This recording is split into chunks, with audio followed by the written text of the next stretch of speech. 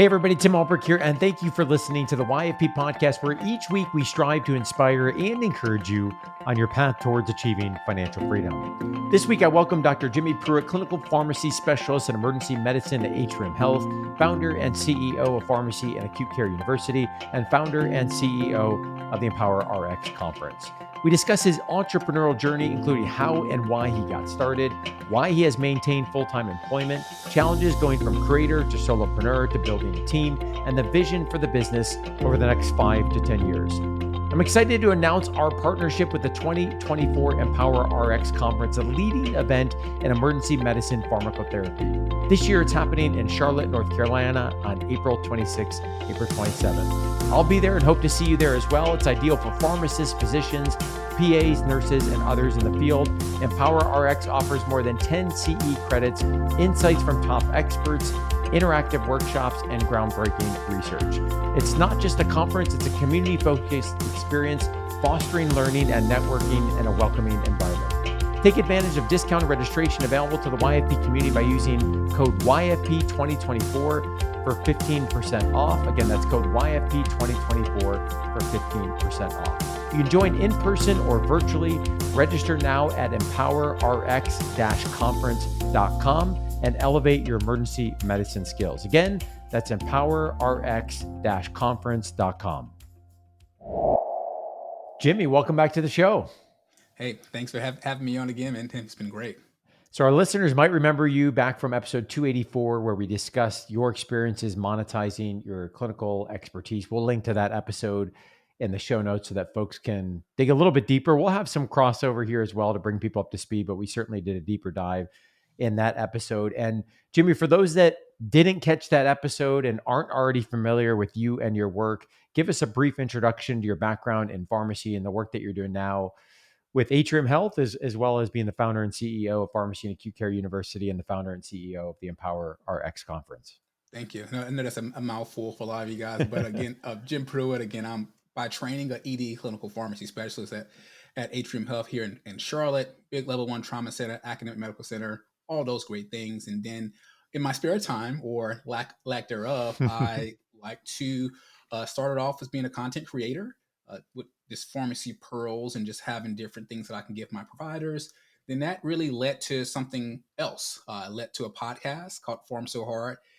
And once that happened, it was really the genesis of something special, I believe.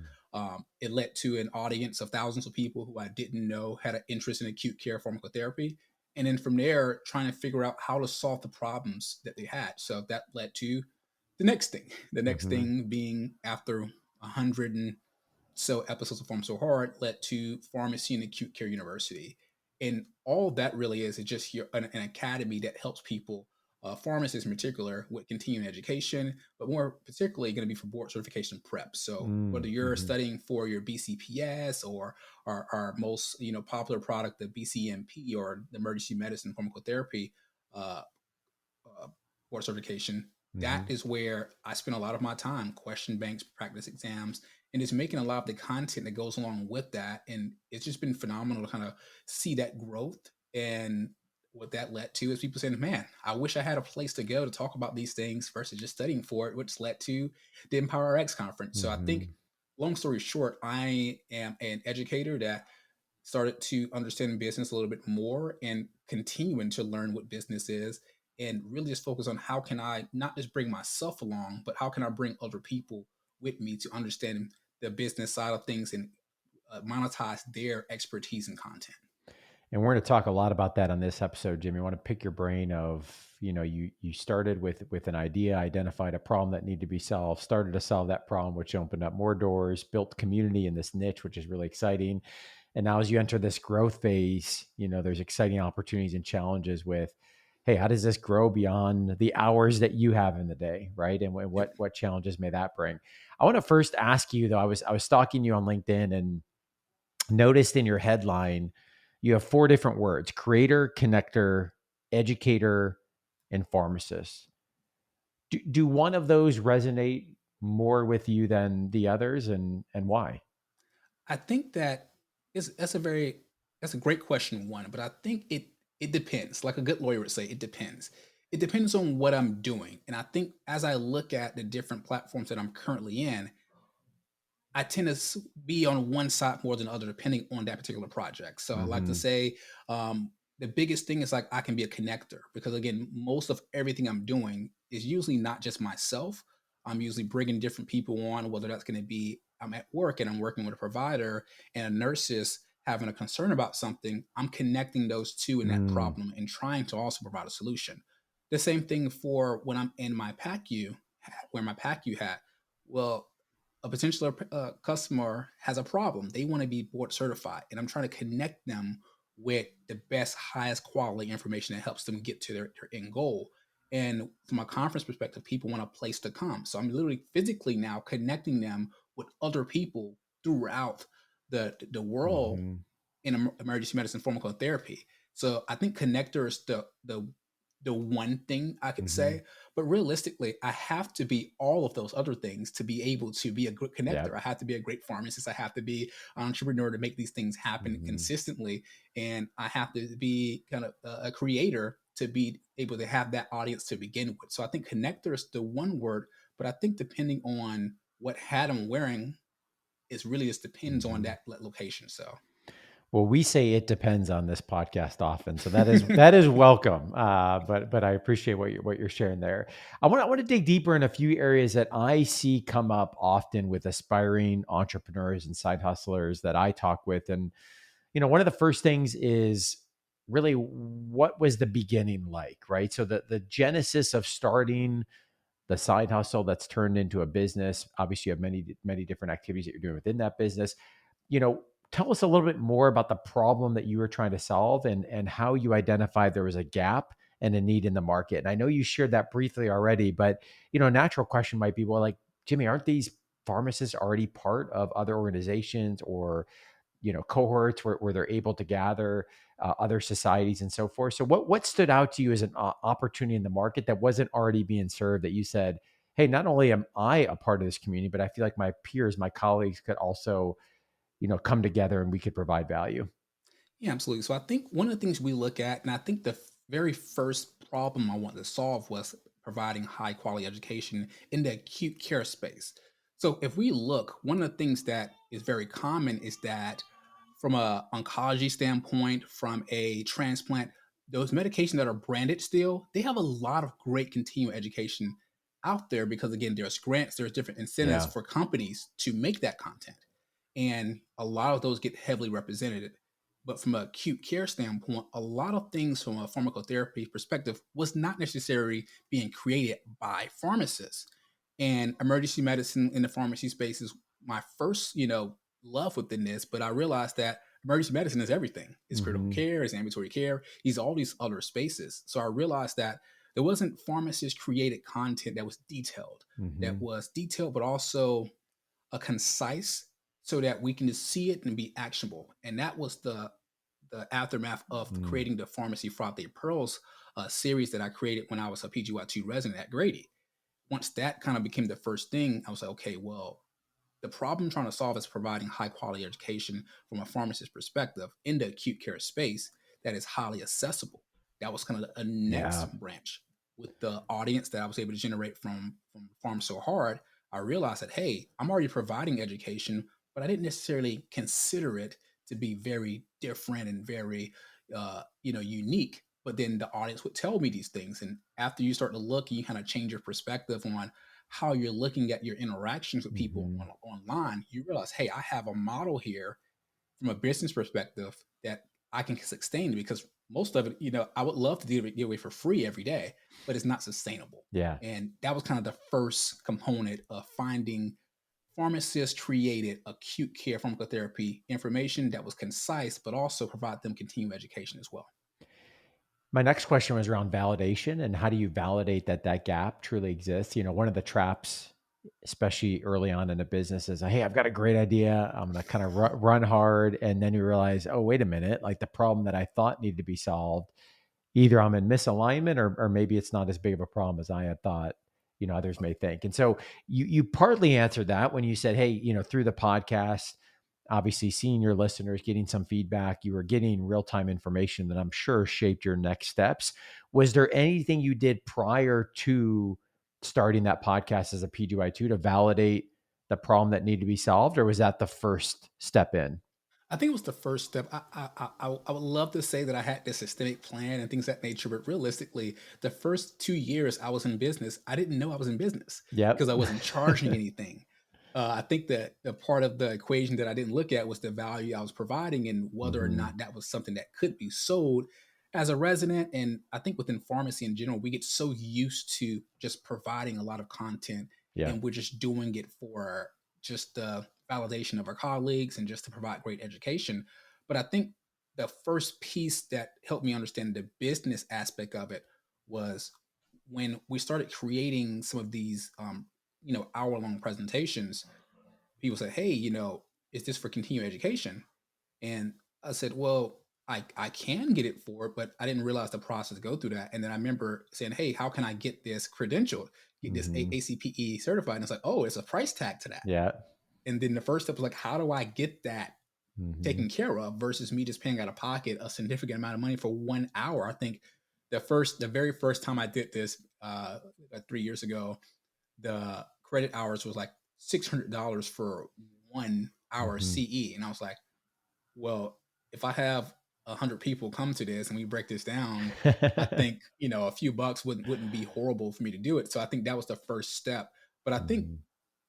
I don't. It made me just think differently. That was the very first Yeah. trigger to realize, like, hey, if I'm gonna sustain this, I have to figure out a way to monetize it to just cover the basics of what I'm doing. Hmm. I think that was the very first step in realizing people were okay with that. Yep. Not as many as I thought initially, So it but goes. there's a Yep. certain amount of people that was okay with that, and I realized that if I can scale it to any degree, it may be something that I can build upon. And speaking of first steps, I often will talk with folks that have an idea, but taking that idea and taking the first step to begin implementation, it's scary, right? I mean, even when you do the validation of the idea, it's one thing if people say, "Hey, I'm interested, I'm going to pay for it." It's another thing if they actually show up and pay for it. And as you and I both know, you can assume some much lower percentage than people may report. And so my question here is, how were you able to be comfortable with taking that first step? And maybe as a PGY2 resident, maybe the pressure's off a little bit and you weren't yet thinking about it as a business. But even that, I've talked with pharmacists that are like, "Hey, I've got a great idea, but to run a podcast, I got to do A, B, and C. And, I got to worry about the microphone and editing and hosting and yada, yada, yada." And soon enough, there's no action, right? There's no action. And my question for you is, how were you able to take that important first step, that important first action from which, even though you didn't know you're in business, from which you would eventually learn and get feedback that would become the foundation of the business? Yeah, I think that the first step for me, and I would love again to say that it was this phenomenal intuition, and I was great, but it really came from mentorship. To be honest, the Mm, first thing was that one of my mentors, John Paca, wanted to hear a podcast episode done by me, and I remember him mentioning he's my RPD, he's my mentor. He was like, "I want you to be yourself, and I want you to be different than everyone else," and that was the first thing he wanted me to do. So I think the process went from me having an idea to someone really pushing me and said they want to hear it. So the result was always him hearing this versus me starting it. So I think hmm. that was the first goal initially was that, hey, how let me produce this first episode so he can hear it. Yeah. And that was the end result of the very first task, or create this first pearl so that I can present it to these individuals because it's part of my residency Hmm. uh, objectives. So I had like this end goal that I started while I was still in residency. But I think the biggest thing was him wanting to hear the episode because the pearls was the first thing, but it wasn't necessarily the first step into business. Form So Hard was actually the first step into business because again, that's what opened me up to understanding the problems and the things that were valuable to people that wasn't just my RPD. So I Yep. think the first step was being able to start that podcast, and the first step of me actually doing that was him saying, "Hey, I want to hear this." So I think for me, my action items was to complete it versus to start it. Hmm. And I think getting to that point to where letting other people hear that episode, now that took a much longer period of Yeah. time. The same episode I recorded, the same thing, but having other people hear that. And I was just fortunate to have him, Chantrell Johnson, a few people just saying, hey, you should go for this and you Hmm. should now let other people hear it. And I think once that came about, my partner, Oscar Santala, who we initially started together, we went back and forth with the idea on PGY1, but never gained traction. PGY2 gained a little bit more traction. And I made the first episode, and then it was like, hey, I'll do the next one. So it became this kind of back Yeah. and forth to where I made the first one, we listened to it, it was fine. And then the next step was for him to do it. And then I had a little bit more time to be able to get to the next step. So I Hmm. think those were the first action items. And I thought that I didn't think it would lead to what it did. But I think just getting started and having some type of MVP is Yeah, really that's what it right. ended up being. Just having an MVP to start out with. Now everything I do, I try to create an MVP. But I think the first episode, and that was with Brian Gilbert on anti-quite reversal back in 2019, Hmm. and it's 2018. I'm sorry, and that kind of led to what it is today. But I think just getting that first MVP and having someone to push me, because traditionally I wouldn't have went through all the steps because my first episode took 16 hours to edit. I remember those well, and I'll occasionally throw back on, episode one just to remember the journey. And, but it's a great reminder. I've mentioned on this show several times the book Start by John Acuff. And I think your journey and story is such an important one that, the dots aren't always in a straight line. And the key is when we take that first step, we might have a loose idea, often not, of what might be steps 2, 3, 4, and 5. But it's really through that first step that, things start to happen where in this case, your median learning objective, you sat down, you did the recording. Obviously, there was some nudging in that process. Eventually it's okay, we're going to edit this, we're going to share this, and then they start snowballing. And obviously, through there, you start to build community, get feedback, validate the idea, and start to evolve this into a business. And I'm so glad you mentioned mentorship because it's a critical reminder for all our listeners out there that are precepting, students, residents, fellows that are educators, that sometimes we see something in someone, and it's not until we can really slow down and have some of those in-depth, meaningful conversations that we can really help, be the gentle nudge to help them, that learner, see something that they may not even see themselves. And that's really what I heard, in your journey, is that your RPD saw something in you, that perhaps, naturally as a resident, you may not always see in the moment. And I love that, right? Because I think that's true for many, many stories, many journeys where we can reflect back on a mentor. I'm thinking of several as you're talking that were so influential in just action steps that I took that led to other things, but it wouldn't have been without their mentorship and encouragement from the start. Absolutely. So, Jimmy, if I'm following your journey correctly, you're 5+ years in as a creator with the podcast, creating content, 3 years or so with the Acute Care University. We'll talk about the conference here in a little bit as well. And you're still working full time in clinical practice. Talk to us about your decision to stay full time in practice as you're trying to also grow a business, and what value that's provided, and challenges, I would presume as well. It's been unique, I would say. One of the things that I've always looked at is making sure I'm at that number and making sure I don't make the mistakes that I've seen other people do, and more importantly, make the mistakes that I've read about. The biggest thing that people say is like sometimes you have to just jump and you just have to do all these different things, and I'm like, I have a family one, so that really kind of changes the dynamic. It's not just me making Yeah. this big shift, but I want to make sure that I was able to consistently get that number. And early on, I end up saying once I'm able to make 1.5 times my salary consistently, and my business can continue to function smoothly, then it will be a conversation of what I can Yeah. do from a full time standpoint. But I've noticed as I continue doing both of this, me being a business owner and being very focused as being the president, CEO, whatever the title you want to give yourself when you're starting out, it's actually made me a better employee. Hmm. Something that was very unusual because I started going to work and said, okay, I understand the objectives that I'm trying to do, and I understand how what it feels like to have someone work for you Yeah. and be able to accomplish these goals. So when I have conversations with with the board and with the administrators at my hospital, I'm asking the question, "Hey, what are the KPIs that we're trying to understand?" And they're like, "What are you? You're a clinical pharmacist. What are you I said, listen, I can solve many problems. I realize the problems that you're going to care about. And more importantly, I realize the problems that the person that you Yeah. report to is going to care about. Mm-hmm. I'm going to help save people lives. I work in the emergency department. That's my fulfillment. How can I make this a symbiotic relationship to where I get the research that I want, but I'm also getting the things that you want me to get. So from that perspective, being a better employee has made it more enjoyable because now I'm able to go in and solve problems and be able to find different things and have conversations that before I started being, heavily involved in my company, I didn't understand those problems. I didn't understand those problems.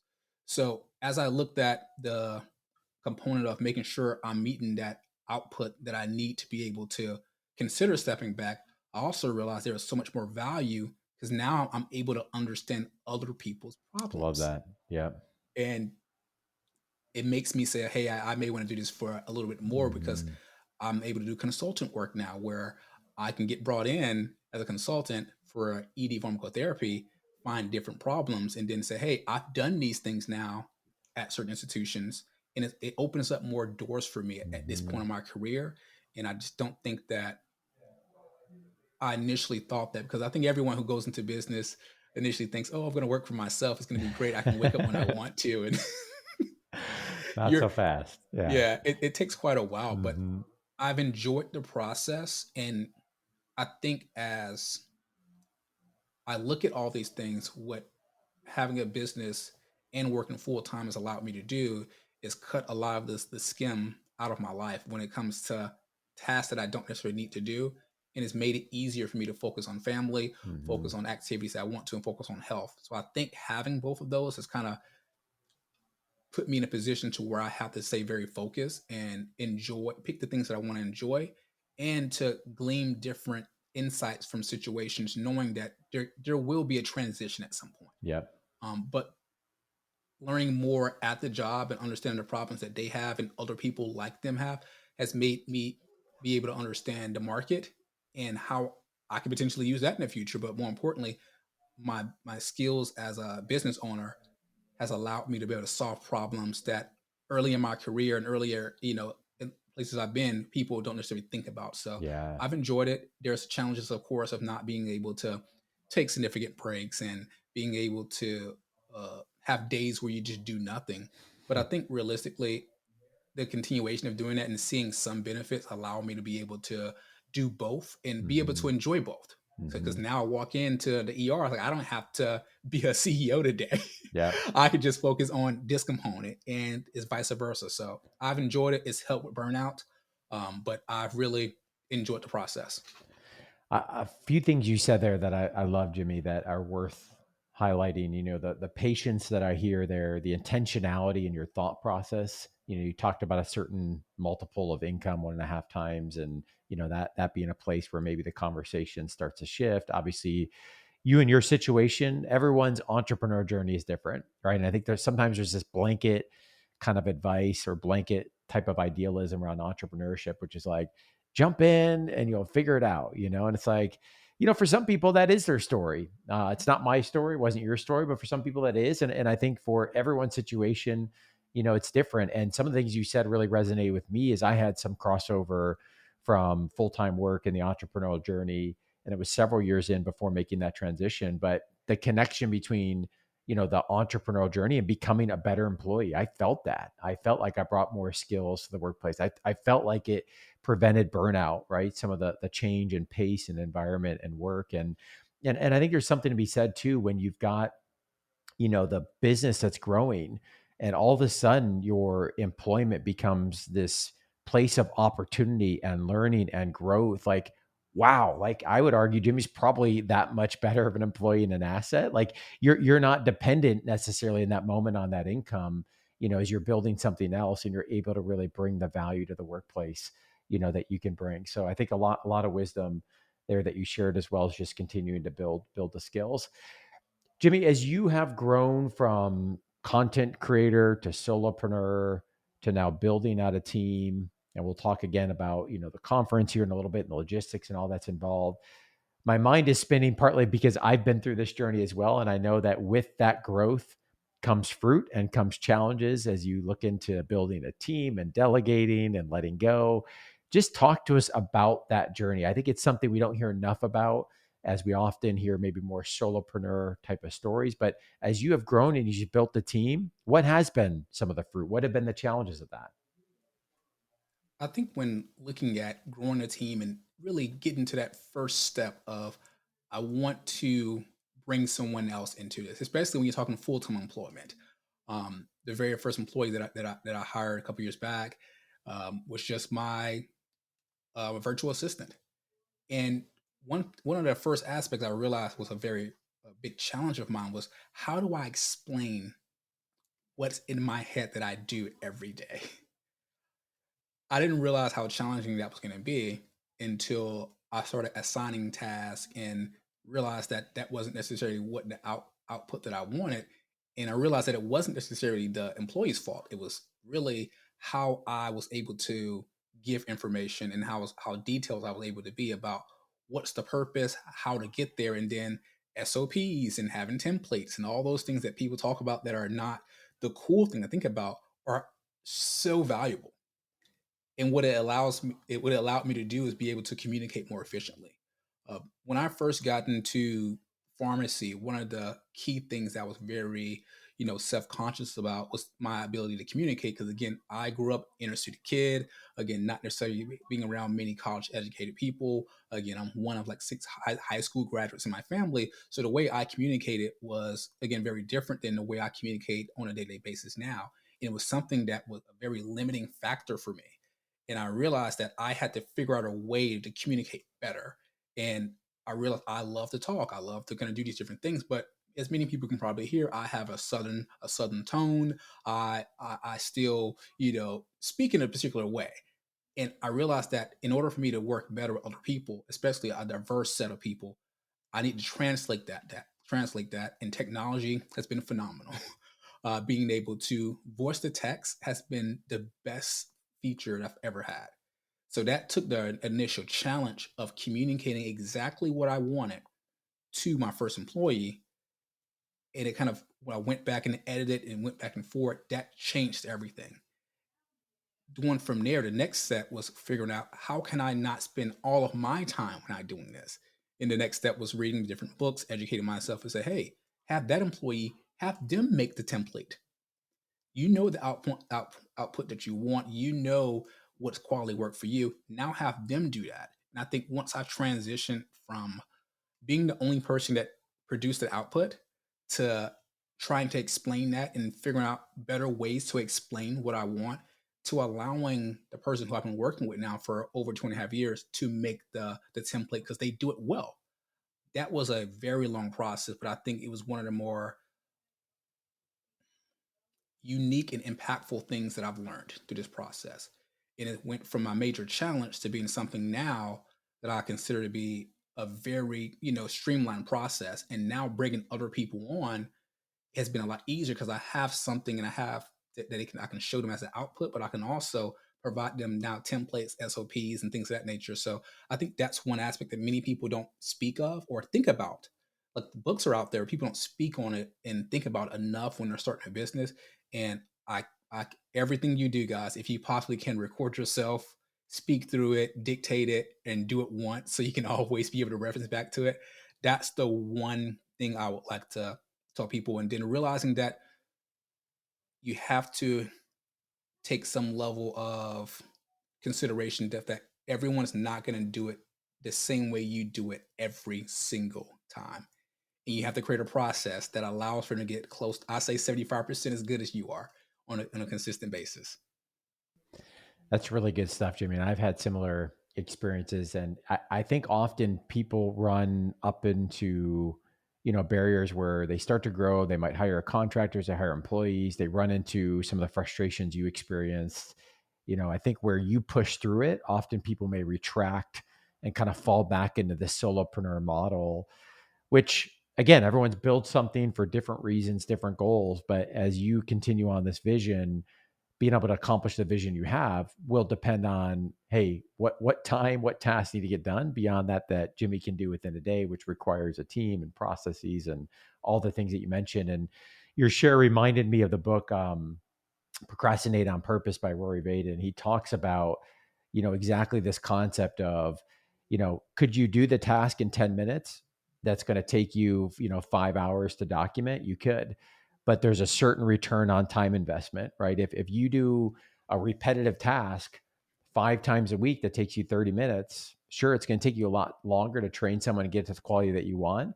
But over enough repetitions, especially those recurring tasks, if you can fight through that, you're going to have a long-term benefit of the return on time. And so I love the share that you had there. I think is a great example of that. I want to ask you to zoom out on your business for a moment. And I think sometimes it's hard as the CEO, as the person who's operationalizing at times in the weeds. You're in the midst of planning for a conference. I'm sure there's tons of logistics things that are moving. It's hard to zoom back out to that 20,000 foot view to say, where are we going and why are we going in this direction? And so, Jimmy, as you zoom out and look at all the things you're doing across the content and the podcast, the PACU, the conference, the various educational products, the offerings that you have, what's the 5 to 10 year vision? Where do you see the growth going as you look at all these things you started and now you move into this next phase of growth? That's a great question, and I do this every once in a while, and I have to force myself. Usually, every quarter, I try to do it. Sometimes better than others. The big thing that I believe that I'm trying to accomplish over again this next 5 to 10 years is to make this to where we have one unified goal and mission we're trying to do: provide high quality education related to pharmacotherapy.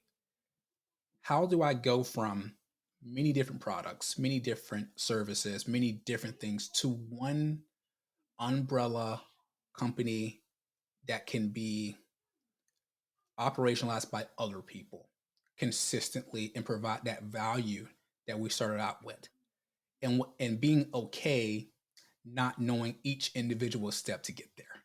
So I would love to say in 5 years that I'm in a position where I'm sitting on a few boards. I am the one who makes the final checkoff, but I want other pharmacists that have this passion to be able to impact people through education, to be able to monetize their expertise, to have a home.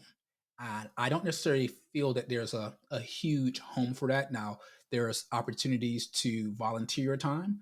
There's opportunities to be part of other organizations, things of that nature. But I believe that I should say, there's not an abundance of homes for pharmacists and those who engage in pharmacotherapy to share, monetize their expertise. I want to provide a home for those individuals, and I want them to be able to have a home, whether they're going to be the consumer or the producer. And I think those is the things that push me forward and figure out how can I add more people to my team that have that passion. How can I make sure that we do this? And I feel good about it because at the end of all of this, the one main thing that's going to happen is improve patient care. Mm-hmm. So for me, when I think of a business perspective from that, I feel much better knowing that the very end goal, the very end user of this, the end recipient of all these things we're doing, is going to be someone getting the right drug at the right dose at the right time and doing it in the right way. Yeah. So for me, I want to provide a platform that I'm leading or that I've led that's going to be able to influence patients by Mm-hmm. those who expertly use pharmacotherapy. What I love about that, we haven't talked as much about that on this episode, is I'm a firm believer in having a strong anchor in your business of a why behind everything you're doing, because through the ups, through the downs, you're going to have to rely on that anchor. And when you talk about everything pointing towards improved patient care, wow, that connects all the dots of everything we've been talking about, right? Because building a team, delegation, getting comfortable with that space, and it may not always be done the same way that you do it. And I hear community of the consumer, community of the creator. Like, wow, the urgency of that is important, right? Because that's all aligned towards being able to have more people in this community, creating in this community, as well as getting information and benefiting from the community, all pointing towards improved patient care. Like that, I just hope everyone hears that is thinking about an idea or has a business, that when you have that type of compelling torch of a vision and a flame, it provides so much clarity. I'm not saying it's going to be easy. It provides so much clarity of where are you going and why are you going there. And that is so critical when you're building something. And not every business can say that, to have that type of clarity of vision and that type of clarity of messaging. I love that. Absolutely love that. Let's talk about the EMPowerRx Conference coming up April 26th, 27th in Charlotte. I'm really excited, Jimmy, about our collaboration surrounding this event. I'm looking forward to have the opportunity to meet your community there live in Charlotte. And I suspect that we have several listeners that have different areas of clinical expertise that maybe are in acute care and are going to be attending the event. Maybe they're brainstorming other educational opportunities in their own niche. So tell us more about the event. How did it get started and how has it evolved to the current state? Absolutely. EMPowerRx has been just another a brainchild of wanting to improve patient care, but realizing again, when you start to go back a couple years ago and realize the history of emergency medicine, again, we had three PGY2s in emergency medicine back in 2004. I'm starting one this year. We're over 100, 119, I believe, in 2020. So I think as we look at the number of the growth that's there, we realize that not every aspect of emergency medicine pharmacotherapy has been able to catch up.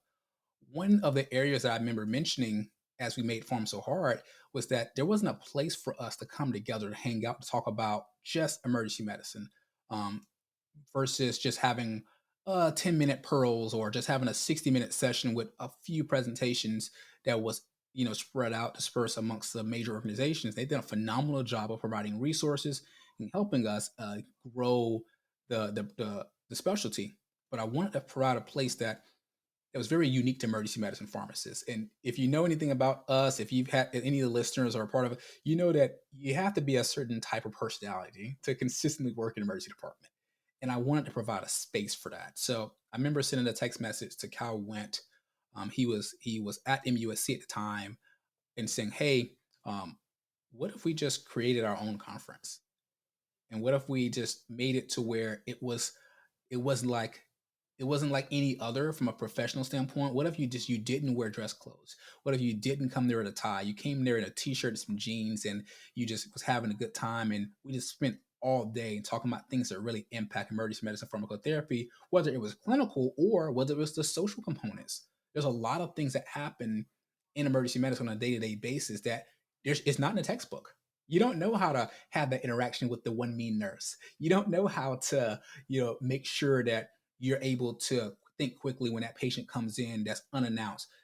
We want to provide a place where we can talk about those things, but also can we be ourselves the same way we are at the bedside? Because many ER pharmacists will tell you when we go to the actual pharmacy area, there's a certain persona that we uphold when we talking to our superiors. And there's what happens in the ER when we spend the majority of our time with nurses, physicians, EMTs, things of that nature. So I want to provide that environment, that community. And I sent this out in 2020, and we want to figure out how can we do it that's for us and by us.